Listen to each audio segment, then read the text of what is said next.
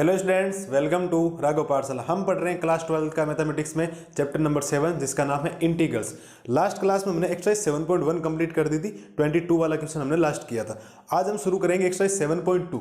कौन सी एक्सरसाइज? 7.2। मैंने बोला था इसका कोई इंट्रोडक्शन नहीं। इंट्रोडक्शन मैंने आपको 7.1 और 7.2 का साथ में पढ़ा दिया है।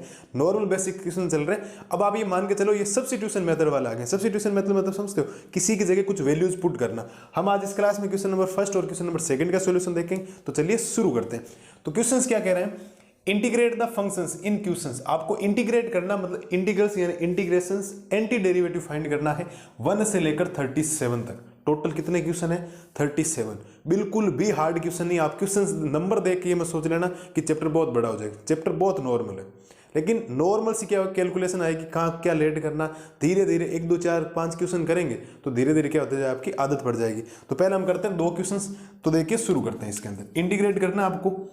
तो इंटीग्रेट का मतलब आई इक्वल में integrals of 2x upon 1 plus x square dx। Integrals का मतलब तो यही होता है। अब आप सोचो कि यहाँ कोई u अपॉन वी का कोई मेथड नहीं होता, u डॉट वी का भी नहीं होता। इंटीग्रल्स में नहीं होता, ध्यान रखना। डेरिवेटिव में होता है इसका मेथड, बट यहाँ इंटीग्रल्स में यहाँ पर आपका ऐसा नहीं u अपॉन वी। तो आप सोचो कि अगर आप 1 प्लस एक्स स्क्वायर को आप t लेट कर लेते हो, लेट करोगे तो ऊपर वाली वैल्यू आपको मिल जाएगी। मैं कुछ क्वेश्चंस करवाता हूँ, वहां से आपको आइडिया लग जाए करना क्या। तो आप लिखेंगे लेट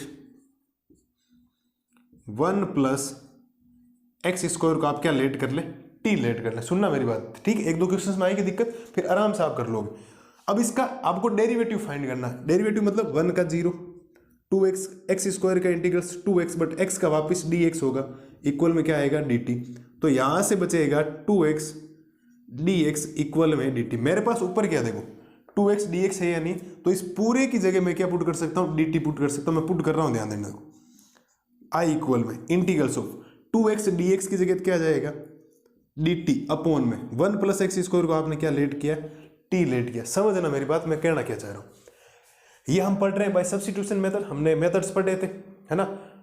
पार्शियल मेथड हम पढ़ेंगे आगे, फिर इंटीग्रेशन बाय पार्ट्स पढ़ेंगे। ये सब्स्टिट्यूशन मेथड है। सब्स्टिट्यूशन मेथड क्या कहता है कि कोई वैल्यू आपको किसको लेट करना है, ये आपको आइडिया लगेगा जब धीरे धीरे आप लगभग 9-10 क्वेश्चन कर लोगे, 9-10 क्वेश्चन, तब तक आपको आइडिया लग जाए करना क्या। करना क्या है कि हमने इसको लेट किया तो 1 का एंड आपको लेना डेरिवेटिव। 1 का डेरिवेटिव 0 प्लस एक्स स्क्वायर का 2x, बट x का dx इक्वल t का dt हो गया। तो ये हमारे पास बचा 2x dx इक्वल dt। देखो ऊपर क्या है 2x dx। इस पूरी वैल्यू की जगह क्या आ जाएगा dt, और इस कंप्लीट को क्या माना 1t। अब इसका मतलब क्या है, ये 1 अपॉन टी और 1 अपॉन टी मानो या 1 अपॉन एक्स मानो, 1 अपॉन कुछ भी आएगा उसका इंटीग्रल्स होगा log। क्या होगा log x। जैसे 1 अपॉन एक्स का क्या बड़ा था log x, तो यह हो जाएगा log t। तो इसका इंटीग्रल्स होगा आपके पास i इक्वल में log t। लोग जब भी लोग लेते हैं ध्यान रखना, मॉड्यूलस लगाते हैं, तो आप भी मॉड्यूलस लगा लें, कोई दिक्कत नहीं। तो 1 अपॉन टी का इंटीग्रल्स हो गया log t प्लस c। हर बार आएगा जब भी इनडिफिनाइट इंटीग्रेशन अभी तक पढ़ रहे तो c आएगा हर बार। अब वापस t की वैल्यू पुट कर दो, तो यहां से t की वैल्यू पुट हो जाएगी, ये हो जाएगा आपके पास log t की वैल्यू है 1 प्लस एक्स स्क्वायर, और प्लस में क्या आ जाएगा c। ये इस क्वेश्चन का आपके पास फाइनल क्या बना बेटा, रिजल्ट बना।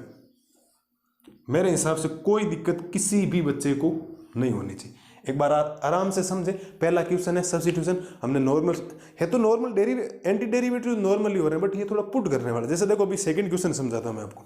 सेकंड समझना, आंसर लिखते हैं इसका। तो आप लिखेंगे I equal integrals of log x की पावर 2 अपॉन में है x, और x है तो यहां पर क्या आएगा dx। x है तो dx आएगा, t है तो dt आएगा, ठीक है। अब सोचो, अब देखो वापस u अपॉन v। मैंने बोला था इंटीग्रल्स में कोई u अपॉन v का मेथड नहीं होता, तो करेंगे कैसे। अब ये सोचो इस log x को क्या कर दूं मैं, t लेट करता हूं। log x का डेरिवेटिव होगा 1 अपॉन एक्स। देखो 1 अपॉन एक्स पड़ा है, तो आप लिखेंगे क्या, देखो लेट log x को आप पुट कर लो t। तो log x का डेरिवेटिव 1 अपॉन एक्स, x का हो जाएगा dx इक्वल में आ जाएगा dt। तो देखो 1 अपॉन एक्स dx की जगह dt आ जाएगा। सुनना थोड़ी सी बात ध्यान से। i इक्वल log x को मैंने t माना, और t की पावर कितनी हो जाएगी 2, और यहाँ पूरी जगह क्या आ जाएगा dt। अब t की पावर 2 का बहुत सिंपल है, पावर बढ़ेगी, एक पावर ऊपर बढ़ेगी, 2 में एक पावर बढ़ेगी, वैसे नीचे बढ़ेगी पावर, और प्लस में क्या आएगा साहब c आएगा। तो यहाँ से i की वैल्यू आएगी 1 अपॉन 3, और x log x कि पूरे की पावर कितनी हो जाएगी 3 और प्लस में क्या आएगा c। ध्यान देना 2 + 1 3 हो गया, t की पावर ये 3 हो गया, तो t की जगह मेरे पास log x की पावर 3। और ये इस क्वेश्चन का आपके पास फाइनल क्या बना बेटा, रिजल्ट बना है। तो आज इस क्लास में हमने क्वेश्चन नंबर फर्स्ट और क्वेश्चन नंबर सेकंड का सॉल्यूशन देखा। नॉर्मल से थोड़े आपको लगेंगे अभी थोड़े से, क्योंकि नई चीजें आ गई अभी, धीरे धीरे काम करेंगे। 7 पॉइंट एक्स्ट्रा जो 2 है बहुत इजी हो जाएगी। आपको ये सोचना है कि किसको क्या पुट करना है। ये दिमाग, अगर डेरिवेटिव आपके दिमाग में आ गया ना तो एंटी डेरिवेटिव वैसे भी निकल जाएगा। डेरिवेटिव सोचना किसको लेट करना, कौन सी वैल्यू। ऐसा आपके सर 1/x को क्यों लेट नहीं किया, तो 1/x का तो डेरिवेटिव माइनस का 1/x स्क्वायर होता है, कोई रिजल्ट ही नहीं बन रहा। लेकिन log x को जैसे मैंने डेरिवेटिव t लोड किया तो 1/x dx, मेरे पास रिजल्ट बन गया 1/x dx, पूरे की जगह मेरे पास dt आ गया dt, और t की पावर 2 नॉर्मल सा फंक्शंस बन गया, उसका डेरिवेटिव करना बहुत इजी। आप समझना आराम से, कोई दिक्कत आपको किसी भी टाइप की नहीं आएगी। क्वेश्चन नंबर फर्स्ट और क्वेश्चन नंबर सेकंड आज की क्लास में यही खत्म करता हूं, क्योंकि अभी बेसिक शुरू किया। मिलते हैं जल्दी कुछ और क्वेश्चंस का सॉल्यूशन लेके, तब तक आप इन क्वेश्चंस को बिना देखे करो। Thank you.